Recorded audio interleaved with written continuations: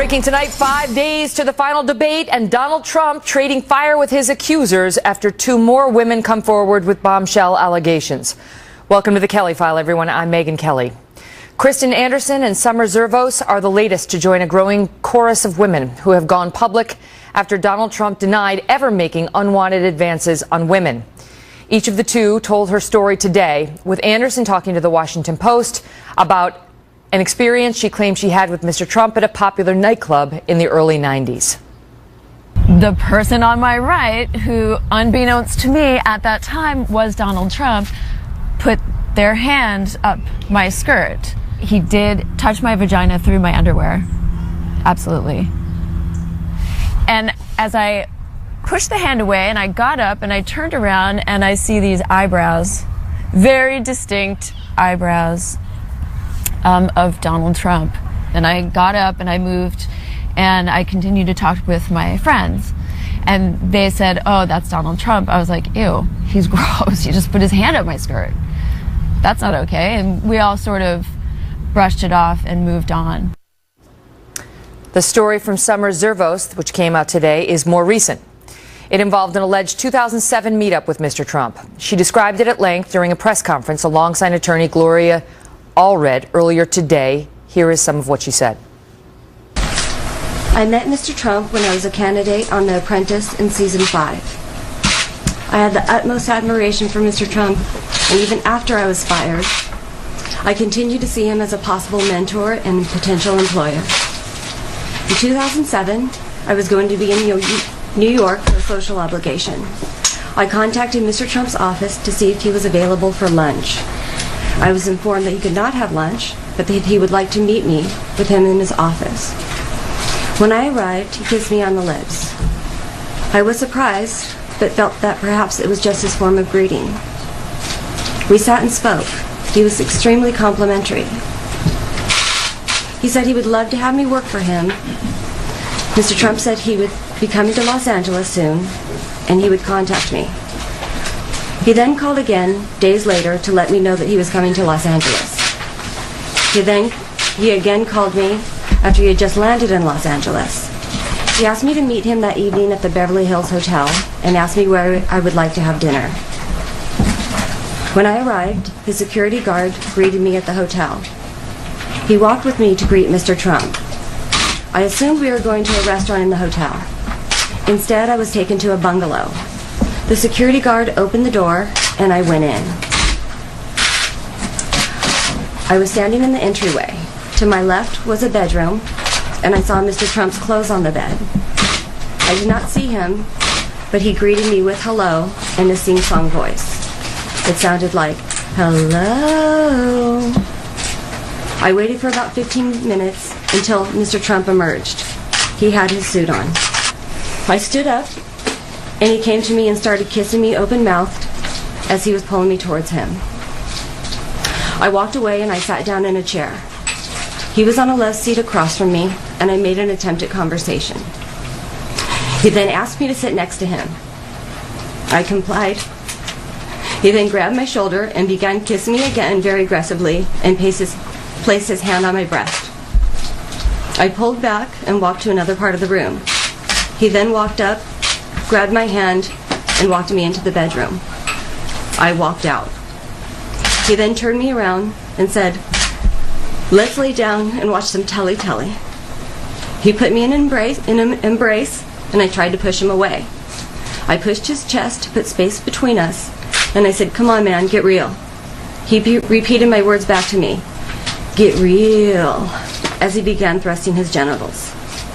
He tried to kiss me again, with my hand still on his chest, and I said, "Dude, you're tripping right now," attempting to make it clear I was not interested. He said, What do you want?" And I said, "I came to have dinner." He said, "Okay, we'll have dinner." He paced around the room. He acted like he was a bit angry. Dinner was delivered to the bungalow. When dinner arrived, he asked me to wait in a small room. I felt that he did not want the waiter to see me. After the table was set, he beckoned me to come out. We shared a club sandwich. The conversation then focused on the fact that I had a mortgage on my home, which I told him was in good standing. He then abruptly said he was tired and that he needed to go to bed and ended the conversation. Now, this makes 8 women now who claim that Donald Trump harassed them. 7 of them coming forward since Trump defended his behavior at the presidential debate just 5 days ago, claiming he never has groped women. Now, for the second day in a row, the presidential candidate is offering an emphatic denial of the charges. As you have seen, right now I am being viciously attacked with lies and smears. It's a phony deal. I have no idea who these women are. These are lies being pushed by the media and the Clinton campaign to try and keep their grip on our country. They are all false. They're totally invented, fiction. Joining me now, David Wohl, attorney and Donald Trump supporter, and Julie Roginski, Democratic strategist and Fox News contributor. Good to see you both. Good to see you, Megan. Hi, Megan. So, David, you and I are both lawyers. You still practice law. I don't. But you still know your stuff, Megan. The problem is, we don't know whether this is true. And Donald Trump is being accused and tried in the court of public opinion. And we can't really we can't know what the truth is. There's not going to be a judge or a jury to resolve this before November 8th. But if what these women say is true, then we're not just dealing with a flawed presidential candidate, we're dealing with a sexual predator. So how are the American people to make sense of that in the next 3.5 weeks? Well, I would never stipulate that what they're saying is true, Megan. Miss Anderson, for example, this happened, she says, 24 years ago. She said it may have been at the China Club. She's not sure exactly if it was there or somewhere else. This is the full interview. She says she doesn't remember who she was with. There were no witnesses. Something that traumatic, what she describes, Megan, as a felony digital penetration. You would remember. She didn't say penetration. Exactly. Well, she said, okay, touching. It's close enough. I mean, it's a sexual battery. It's a felony. And she would remember who she's with. She would remember which club she's at. You don't know Megan, that. And the second, Miss Zervos, by the way, she was reading directly from a script. It looked like she was reading a book. Hard to imagine there's a lot of credibility when she reads directly from a script. David, because, Megan, why don't you just speak from the... Why can't she just tell the story like she would on a witness stand? Right. Because she was nervous and she wanted to get it right. The stakes are very high. Couple that with the Wikileaks release today of communications between the Democrat National Committee, Megan, several operatives. That's fine. Okay, it's just hard to imagine much credibility, Megan. I've represented people for 27 years who have been charged falsely with allegations like this. You would be stunned at the frequency with which people are charged with embellishments, with completely false allegations, with half-truths. Cases are dismissed. Cases are never filed. It's shocking.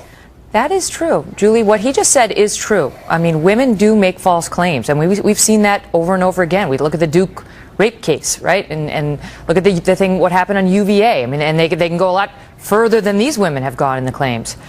But Donald Trump was the one who first told us he does this to women. Grab them by, right? He's the one who said it.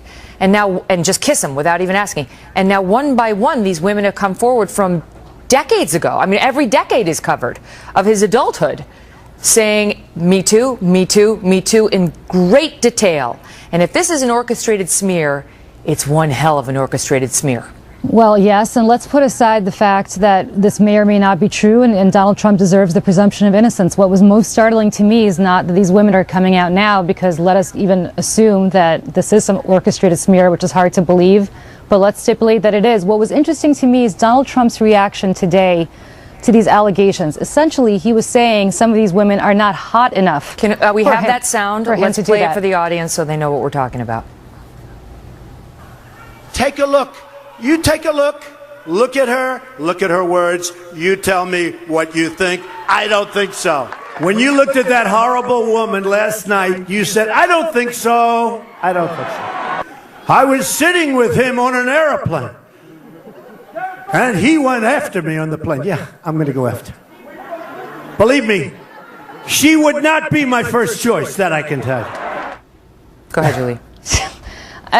As I said, let's put aside these allegations and let's just take him at his word. Do you have to be a supermodel to be sexually harassed or assaulted? Is that where we are, that Donald Trump is basically saying that unless you're Claudia Schiffer or somebody of that level, that women would never get assaulted by anybody because they're simply not hot enough to be assaulted? I mean, you know, that's where I think women have trouble relating to anything that he's saying. Because again, even if you give him the presumption of innocence, his words are so damning, they're so offensive, they're so viscerally insulting, that there's not much else to say about these allegations other than he dug his own hole deeper and deeper today by making the comments that he made. Why is he talking about the looks of the women involved, David?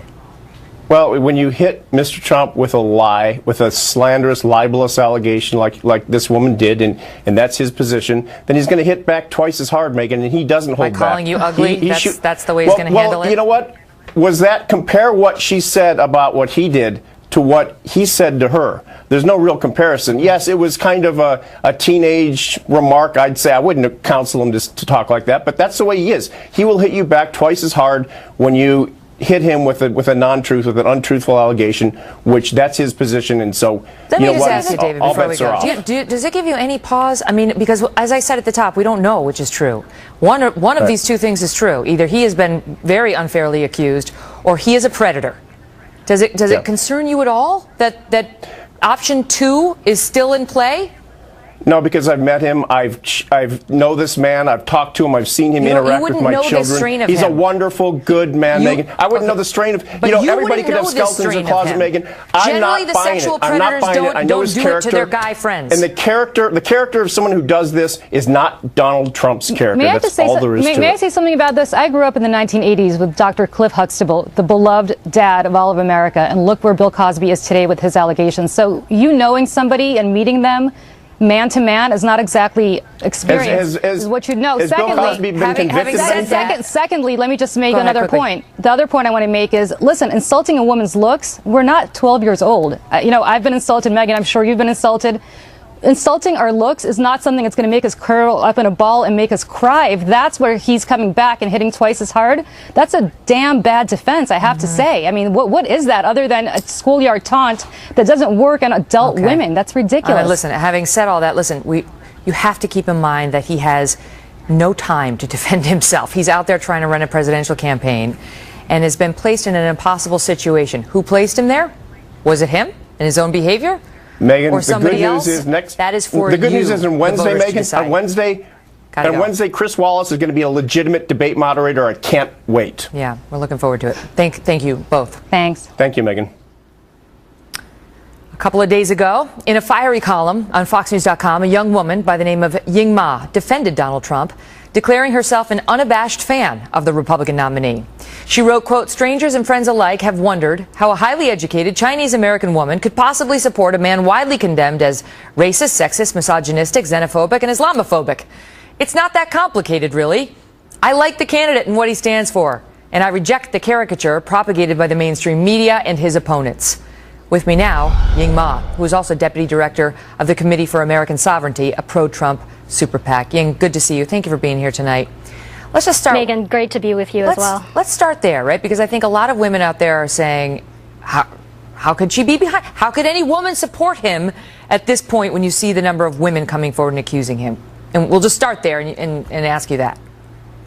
Sure. Well, Megan, I think the allegations of sexual assault are very serious. They're very disturbing at this point.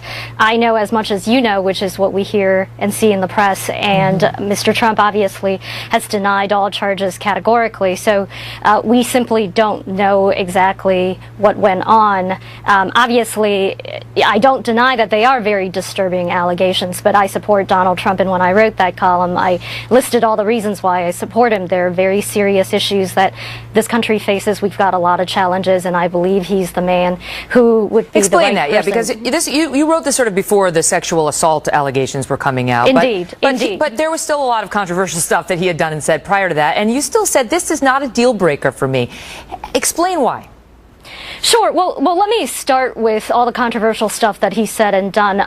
I think that from my point of view, just because somebody says controversial things doesn't disqualify him. The left has sort of suffocated our public debate and our private discourse for a very long time, that you're allowed to say certain things about women, about minorities, about religious groups, and nobody can even have an honest conversation anymore. And I think one of the reasons why Donald Trump has resonated with so many Americans is that he is considered to be an authentic person who is willing to tell the truth.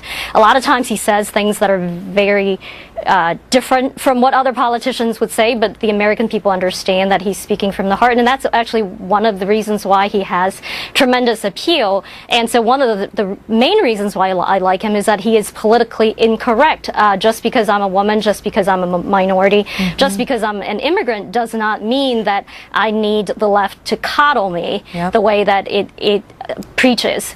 Ying, let me ask you, if 10 more women came forward between now and November 8th, would it change your view of him?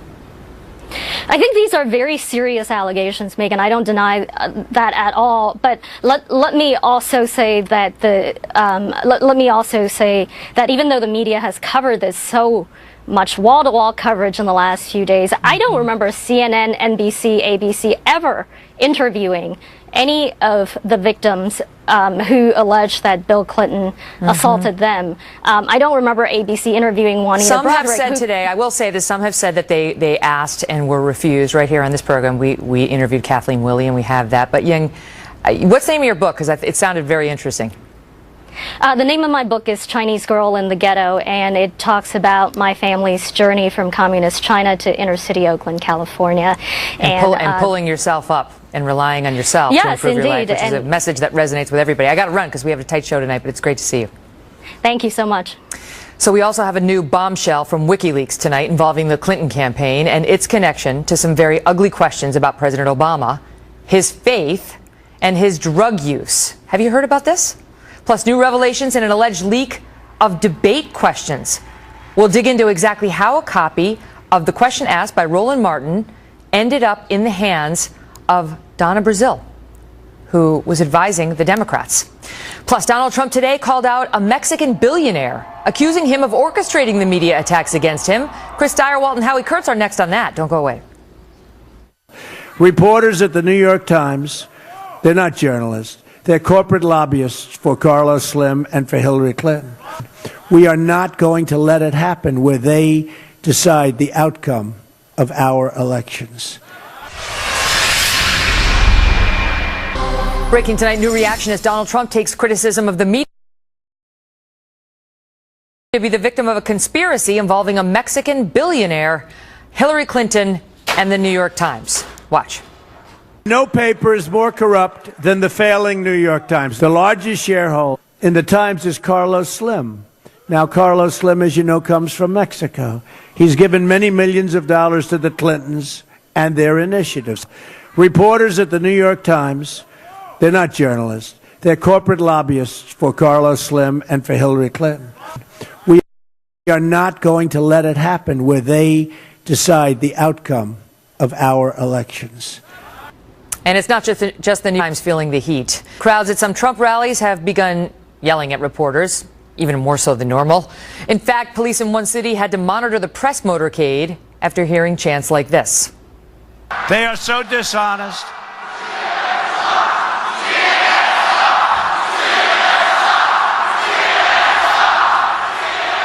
They're chanting CNN sucks. Here now, Chris Direwalt, co-host of Perino and Steyerwalt, and Howie Kurtz, host of Media Buzz. I mean, listen, they've been coming after the media from months now. It does seem to be reaching a fever pitch, though, Chris. And now there's a Mexican, too, so you've got it all.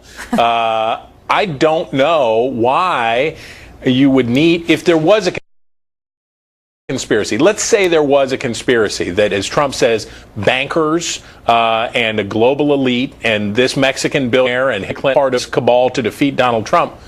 Why is he helping them so much? Why does he help them every day? Why does he go on the campaign trail and say that the women that accuse him of sexual assault were too ugly? Why does he go on the campaign trail and make in an aside when he's defending himself on sexual assault? Does he stop and say, by the way, I don't think that Hillary Clinton's attractive? It doesn't take a conspiracy to defeat somebody who is defeating himself every day. I do not understand it. By the way, do we have that soundbite on Hillary? We had that cue a bit ago. Do you guys have that? Okay, we're going to get it. Howie, it's to the point now where there are swastika signs showing up about the press at the Trump rallies.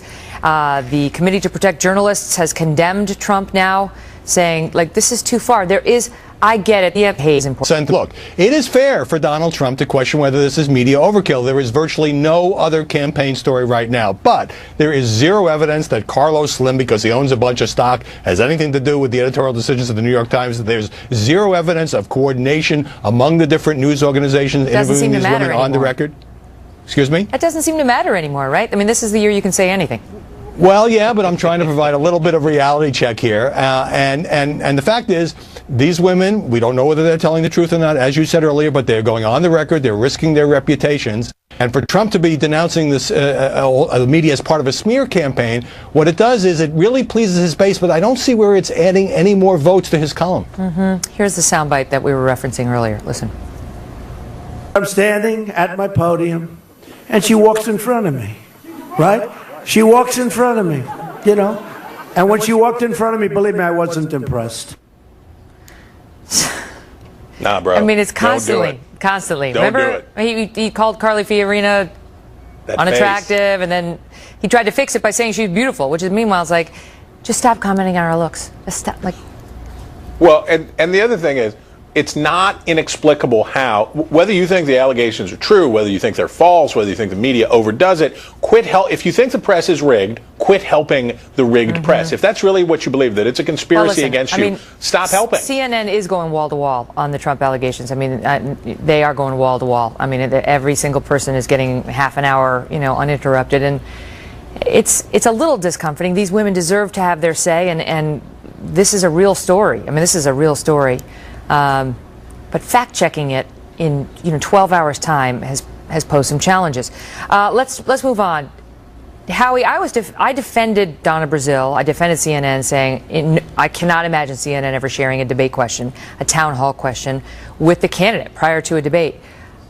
It certainly looks like that did happen now, though, because now we've seen an email that shows the exact question Roland Martin asked Hillary Clinton at this town hall. The exact one was shared with Donna Brazile before he asked it.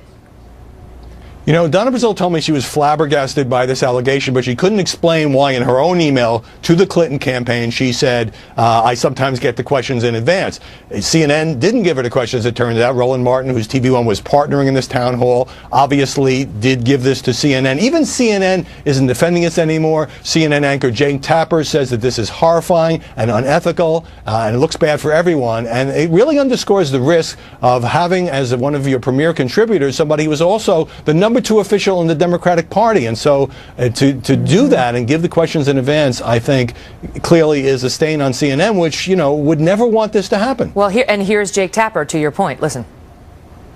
My understanding is there has been that the email to Donna came from either Roland Martin or someone around Roland Martin. Journalistically, it's horrifying to have us partner with that person, and then they do something completely unethical and share it with Donna Brazile, who then shares it with the Clinton campaign. I condemn it in no uncertain terms. It's awful. Chris, I'll give you the last word. I have no idea how Chris Wallace is going to vote in the election.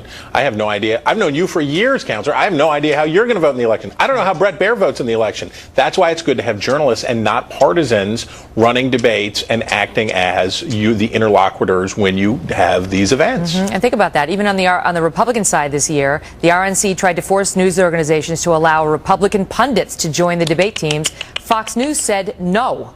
And we were one of the only news organizations to refuse. It's fraught with peril. The situation's fraught with peril, as this proves. Good to see you both. You bet. Great to see you. So what happens if Donald Trump shows up to the final debate with the kind of fire we have seen on the trail in the past 2 days? Mark McKinnon and Larry Sabato have some thoughts on that next. Plus, Wikileaks has now released hacked emails about the Clinton campaign and its connection to some very ugly questions about Barack Obama, his faith, and his drug use. Next. Well, beats me, because there's not one shred of truth in what you've just read.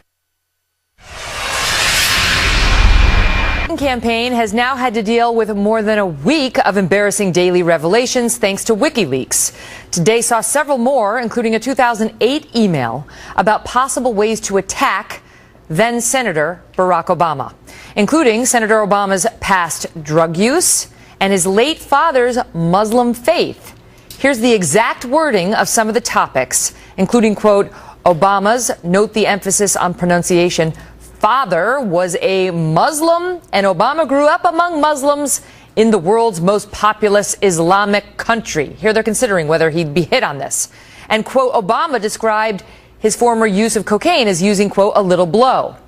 After today learning that the Clinton camp was floating these ideas 8 years ago, we went back to see what happened. What happened when Mrs. Clinton was asked about those nasty rumors about President Obama's or then Senator Obama's faith?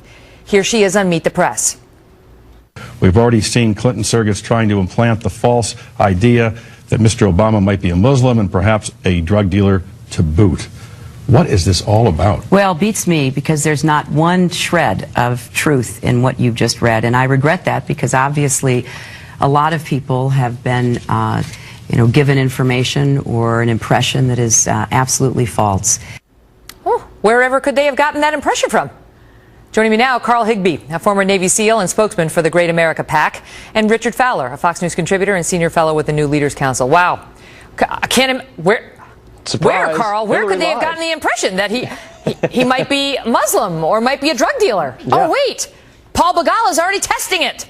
Yeah, well, I mean, this is an increased narrative that we're seeing coming out of the Hillary Clinton campaign. You've seen needy Latinos, you've seen the Muslim faith, the Catholic faith. They're constantly attacking Donald Trump for being a racist bigot. But now you see the inner workings of the Clinton campaign through these releases, and surprise, surprise, not only is Hillary Clinton going back on herself and flip-flopping once again, but we're seeing the same stuff that she's criticizing others for. You know, Richard, some people say about Donald Trump, his biggest flaw is he shows you all of his flaws. He's open about his flaws. I mean, that may be true. And she may be just as flawed as he is, but she hides it better. These Wikileaks are showing us a different kind of character in the people she surrounds herself with. They're talking about testing how it's going to play that his dad was Muslim and he was raised in a Muslim country. And then she's out there like, oh, it's horrible. Well, here's the thing, Megan. Politics is a blood sport. So in any tough primary, you're going to have you test messaging just in case you need to go there. It's a break in case of emergency. Sometimes candidates break it. Sometimes they don't. When they don't break it, we don't talk about it. When they do break it, we talk about it. Case in point, in 2012, Newt Gingrich ran all these crazy ads against Mitt Romney. A lot of the stuff was true. That came from an Oppo research file where they tested the messaging and they tested it out. And they actually broke it. And they used it. So this happens all the time in campaigns. Does it speak to Hillary Clinton's integrity? But the soundbite we just played puts the lie to her behavior. And what we've seen in these WikiLeaks mails is she admits she has to say one thing publicly and another thing privately. Not that she has to, but that she chooses to. And what she has said privately is to dismiss Democratic supporters as needy Latinos, and her campaign team has some vicious attacks on Catholics, and we all know that they considered going after Bernie Sanders for his faith at the DNC level during this primary, and now she's thinking about going after Barack Obama for his faith in 2008. I mean, Carl, you could pardon the American public for not giving her the high ground. Yeah, absolutely. And this is indicative. She is criticizing Trump for far less. And now you see this, and it's at what point does the American public say, Hillary Clinton is a liar, and I don't want to vote for her? This is what people are voting against, is they're tired of people flip-flopping, doing one thing behind closed doors, one thing publicly, and then accomplishing nothing once they get elected. This is why people are voting for Donald Trump. I will say this is what Paul Begala says, who was on the email. He's now a CNN contributor, but he I think is affiliated with the super PAC that helps Democrats. He writes, every campaign and every PAC tests potential negatives against the candidate they support. That's all this was. He says this is all about what was going to happen in the general election. In other words, they're trying to put it on, whoever ran against Obama was going to have to hit Obama, so we as Democrats need to figure out what the vulnerabilities were. Richard? That's absolutely it, Megan. I want to add one other point, and I think that let's be very clear. What Hillary Clinton is doing was what every campaign does. What Donald Trump is doing is what I would call unconventional and straight out weird. He's attacked women, he's attacked African Americans, he's attacked Latinos openly, publicly, unapologetically, not for political poll testing, just because he thinks it's a good ideal. And that's why these two things are different. Hillary Clinton did it for political, and I'm not saying she's right. I'm saying she did it for political motives. Latinos, the needy ones, and Muslims. Yeah, but that's not Hillary Clinton. But then she's done it privately. It's like, that's it. Yeah, but it's all the people she surrounds herself. This is her campaign chairman on these emails. It's what she's campaigning on Donald Trump being so bad about, but she's doing it herself. Yeah, because he's doing it openly in public without veil. Well, now it's hers is public. Gotta go. Good to see you. Good to see you, Megan. Well, with 5 days to the first ever Fox News moderated presidential debate, there are growing suggestions it could be the most dramatic showdown of the entire year. I mean, what is going to happen at this thing? Mark McKinnon has seen a lot of these. So has Larry Sabato. They're here next, live. I mean, he doubled down and he stayed on offense the whole night. He wanted to show he's still in the ring and he can still swing. No, I think he survived. I think he survived. But he can't win the presidency with 40 or 41% of the country. But the people who love him will have loved this debate performance. Right. Tonight, a sneak peek of what to expect from Wednesday's first ever Fox News presidential debate. If last Sunday's debate is any indication, our own Chris Wallace will be moderating two candidates on fire, with Clinton and Trump ready to give it everything they've got at their final meeting before Election Day. Wow. We checked in with our friends at Showtime's The Circus for an inside look at what the debates look like after the candidates have left the stage. And here's what The Circus found in the spin room last week. Watch. Katrina, your take on tonight? It was different from last time because that first debate he really was just getting his feet wet, and he made a promise to go after her record this time, and he did. He came to attack her. He tried to knock her off his game, and he failed. This guy was locked down tonight. This is the Trump, the quintessential Trump. He was excellent, phenomenal. Knockout. It wasn't even close. Yeah. He came out strong. Hard and was fair and strong and resolute. He was good on substance. He was great on everything. He was probably too nice the first time. And what loves on. We're probably in a funk in the last 48 hours. If the tape hadn't come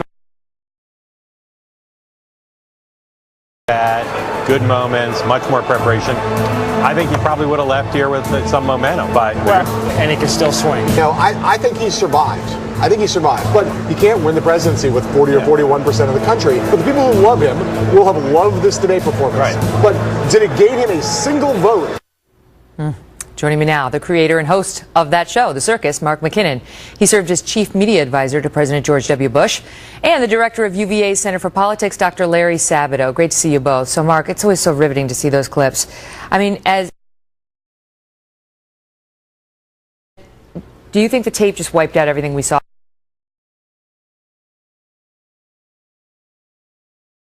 at that debate? Oh, it obscured everything, and unfortunately for Trump, it obscured a lot of bad news that was breaking on Hillary Clinton at the same time. All those emails, the paid speech, this was everything. Yeah, essentially, real events make a difference in these polls. Now, most people have made up their mind, but basically you either enthuse your party base or you depress it. I think it's obvious who's depressed. I would have told him a different strategy in the last debate, but now that he's gone this direction, it's the clear strategy that he's employing right now is to burn the boats. It's like the Vikings. When they go and invade, they burn the boats so you can't retreat. His whole approach now is we're doubling down, tripling down, all in, and to just kind of blow up everything in sight and hope that he survives somehow. Mm-hmm. So I think do you feel like he just has no other option? Listen, I think in the next debate, their plan is that if she goes low, we go lower. Right. Now she's just got to paddle very carefully and not. She's trying to stay above it all. That's here's what I would counsel both of them. It's the third debate. It's the last chance. This has been so negative. And I remember like Ohio in 2004 was so negative. This is an opportunity for either one of them to go real high, to really just brush this all away and really put forward a positive, powerful Reagan-like message.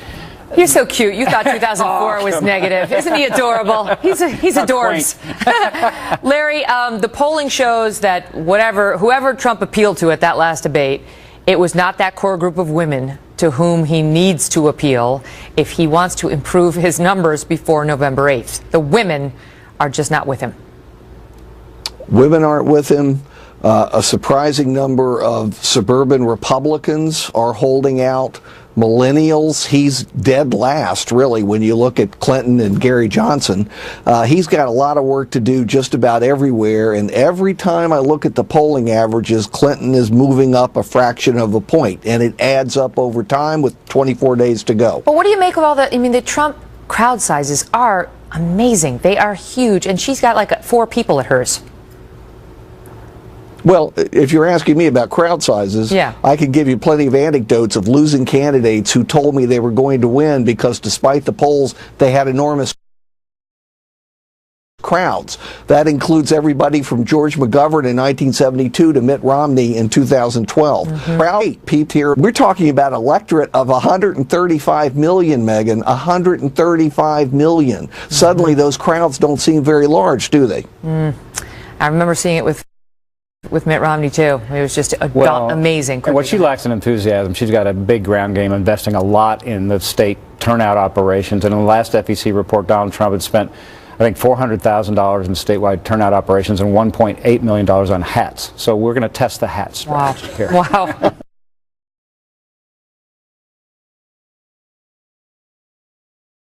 Great to see you, Mark. You too, Larry.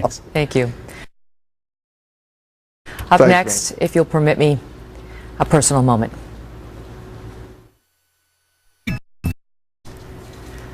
Well, my Nana, Antoinette Frances Halsworth, was a feisty little girl who came into this world on October 1st, 1950. Nana's journey here ended, and a new one began. Nan grew up poor, the daughter of loving, hardworking parents. Her dad shoveled coal to support his family. She remembered the day they first got electricity. Nan sitting in the living room, a small child, flipping the light switch on and off, marveling at it. Nana went on to marry a fireman, my pop-up, an Italian immigrant, who thought the sun rose and set around her. They had 2 kids, my mom and my uncle. And then there were 2 Spitfire women in the family. Nana lived through 2 world wars, the Great Depression, the Lindbergh kidnapping, and the assassination of a U.S. president. She came into this world when women couldn't vote, and went out as the country considers electing its first female president. She was from a different time. One time, Pop-Up hurt himself fighting a fire. They could have sued, but they didn't, and they wouldn't. Who would do that? Nana wondered many times. Things were different then. The greatest generation. Nan helped raise us, and while she gave us free rein, she was always watching. Even these days at 9 p.m., she would turn on the Kelly File, and from her lazy boy recliner, she would still be watching. I can't understand a damn word you're saying, she would tell me, but I like to make sure you're okay. There's something deeply special about the love between a grandparent and their grandchildren. It's deeply unconditional. In Nana's eyes, we could do no wrong, nor could our children, her treasures, as she called them. We knew at her age that there wasn't much time left, but that doesn't stop the pain or the loss we feel on saying goodbye. To our viewers who have always been so kind, with well wishes for Nana, I wanted to say a heartfelt thank you, and to leave you with this bit of the poem, which for 31 years, since the day Pop-Up died, Nana kept on her bedside table. Should you go first and I remain, one thing I'd have you do. Walk slowly down that long, lone path, for soon I'll follow you. I'll want to know each step you take, that I may walk the same. For someday, down that lonely road, you'll hear me call your name.